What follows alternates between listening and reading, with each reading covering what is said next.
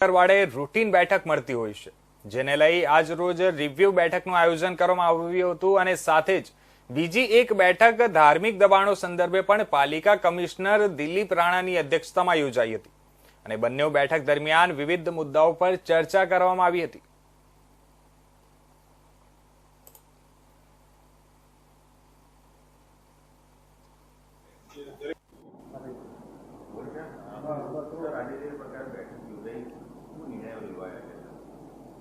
આજે અમારી બે બેઠક હતી. એક જે રૂટીન મંગળવારની રિવ્યુ બેઠક હોય છે એ, અને બીજી એક જે ધાર્મિક દબાણો બાબતની બેઠક છે એ બેઠક યોજાઈ હતી.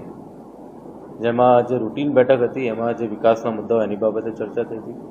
અત્યારે વિશ્વામિત્રીની જે કામગીરી ચાલે છે નદીની એ બાબતની સમીક્ષા થઈ હતી. સાથોસાથ જે શહેરના વિવિધ કાંસની કામગીરી 31 જાન્યુઆરીથી ચાલે છે એમાં હવે ટેન્ડર્સ આવી ગયા છે. બધા જે પહેલાં ARCમાં કરાવતા હતા હવે ટેન્ડરથી કરાવવાના છે. એ બધી કામગીરી ઝડપથી ચાલુ થાય અને ચોમાસા પહેલાં પૂરી થાય એની સમીક્ષા. તળાવો જ્યાં ઊંડા કરવાના છે, જેને આઉટલેટ બનાવવાનું છે એની સમીક્ષા, પ્રી મોન્સૂન પ્લાનિંગ અને વિવિધ વિકાસના કામોની સમીક્ષા થઈ હતી. જોડે જોડે જે રિલિજિયસ સ્ટ્રક્ચર્સ જે પબ્લિક પ્લેસીસ ઉપર છે એની પણ એક મિટિંગ હતી અને એની પણ સમીક્ષા યોજવામાં આવી હતી. સાહેબ, આ તો ઓલવેઝ કામ માટે તત્પર હતો, એક્ટિવિટી બહુ છો, કામ થાય એના પર બહુ જ આપણે એક્ટિવ હો છો. સાહેબ, કોઈ પડકાર? ના, અત્યારે કોઈ જ પડકાર નથી. અને જે વિશ્વામિત્રી અને જે 100 ડેઝના જે બધા ટાર્ગેટો લીધેલા છે એ મોટાભાગે અમે પૂરું કરી દઈશું.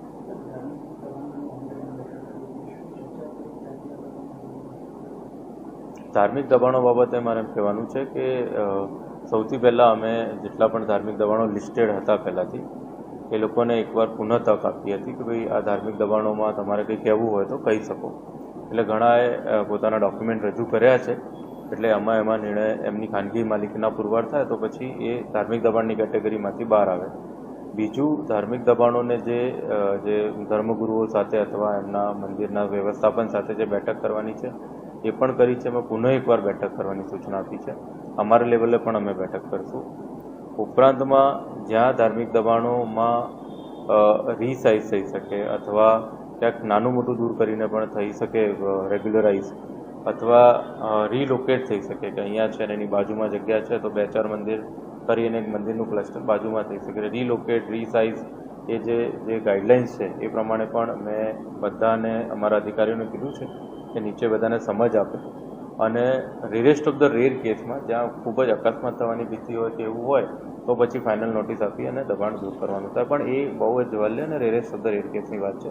સૌથી પહેલાં રીસાઇઝ, રીલોકેશન, સમજાવટ અને એ જ બધી એક્ટિવિટીઝ અમારે કરવાની છે અને જે કરવાની અમે સૂચના આપી છે. લગભગ જે મને અત્યારે યાદ છે 300+ જે છે એમાંથી ઘણાએ રજૂ કર્યા છે એમના પુરાવા. એટલે પુરાવા હવે ચકાસવા પડશે. એટલે એના પછી અમે તમને નિશ્ચિત આંકડો પણ કહી શકશું.